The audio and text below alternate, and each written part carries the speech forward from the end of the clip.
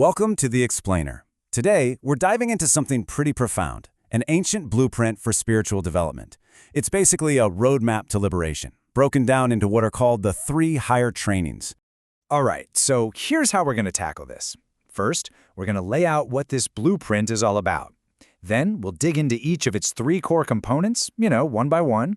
And finally, and this is super important, we'll uncover the brilliant logic behind why they have to be in this exact order. Okay, so let's start with the big picture. What exactly is this blueprint for liberation? Well, the ancient text doesn't beat around the bush, it gets right into it. It kicks things off with a really fundamental question. What is the training? And the answer it gives? Well, that answer is the bedrock for this entire explainer. The path is made up of 3 incredibly powerful practices called the higher trainings. So here they are: morality, mind, and wisdom. I want you to really think of these as an architectural plan for building a free and enlightened mind. And here's the thing, you can't just cherry pick your favorite one. They're a complete system. So just like any good construction project, we have to start with the foundation. And that solid foundation, the very ground the entire structure rests on, is the first training, higher morality. Okay, so let's define our terms. What does higher morality actually mean? Well, the text basically defines it as cultivating ethical conduct, discipline. But why start with that? Why is this the non-negotiable first step on the path? Well, it's all about prepping the mind for what's coming next. And the logic behind this is honestly brilliant. It's super psychological. See, when you're living ethically, your mind isn't constantly bogged down by that background static of regret or anxiety.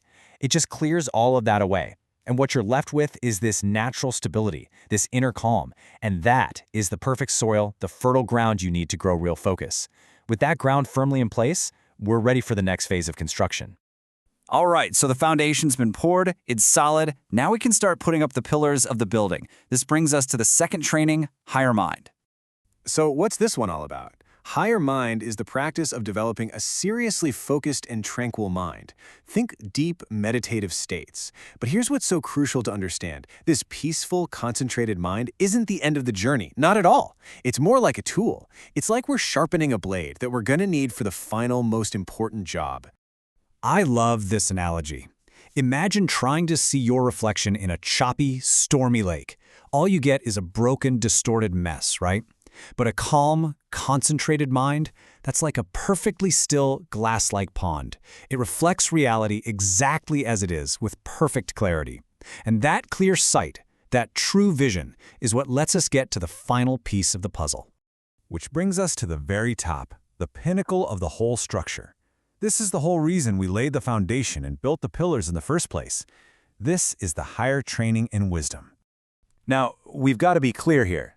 This isn't about intellectual knowledge, just reading a bunch of books. We're talking about a direct, penetrating insight, a real aha moment where you see the nature of reality for yourself.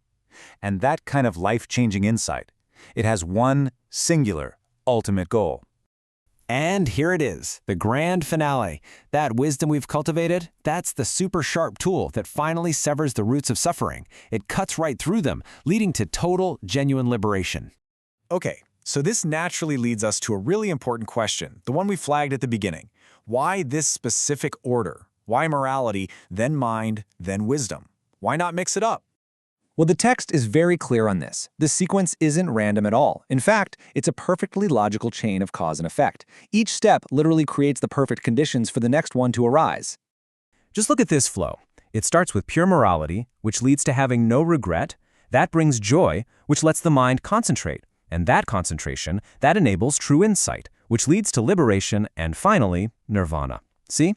It's an organic, psychological chain reaction. You just can't skip steps. It's like trying to put a roof on a building before you've even laid the foundation. It just doesn't work. That brings up one final question that's kind of been nagging at me. Why the word higher? Why are they called the higher trainings? Is it just to make them sound important? Turns out, no. The text gives us 2 really cool, specific reasons. So, check this out. The term higher is actually a clever play on words with a double meaning. On one hand, they're higher because each training is for the sake of the next, higher one. You do morality for the mind. You train the mind for wisdom. It's like climbing a ladder. But on the other hand, they're called higher because this whole system, the three of them together, is considered the supreme teaching, the ultimate path that's unique to this tradition.